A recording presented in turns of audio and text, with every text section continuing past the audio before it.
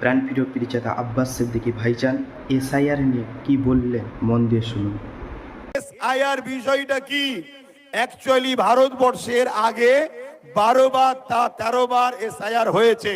নির্বাচন কমিশনরা বলছে 8 বার হয়েছে। আমি এটা ধরেই চলছি।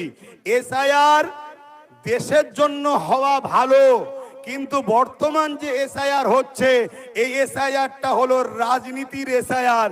এটা আমাদের জন্য বড় ভয়ঙ্কর, দেশের জন্য ভয়ঙ্কর। এ থেকে আমাদের সবাইকে সজাগ হওয়ার দরকার আছে না নাই? কিন্তু আমি আপনাদেরকে প্রশ্ন করব, এই রাজ্য সরকার কি বলেছিল?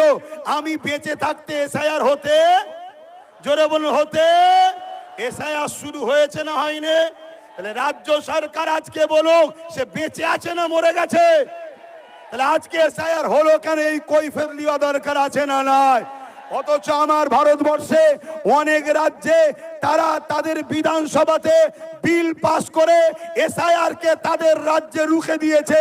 আজকে মুসলমান আমরা রাজ্য সরকারকে 215টার উপরে এমএলএ দিলাম, তারাও তো বিধানসভায় বিল পাস করতে পারত যে আমার বাংলায় এসআইআর আমরা চাই না, এই বিল করা দরকার ছিল না।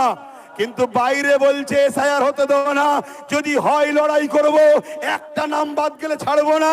উপরন্ত 221 কোটি টাকা এসআইআর যাতে হয় রাজ্য সরকার খরচ করছে।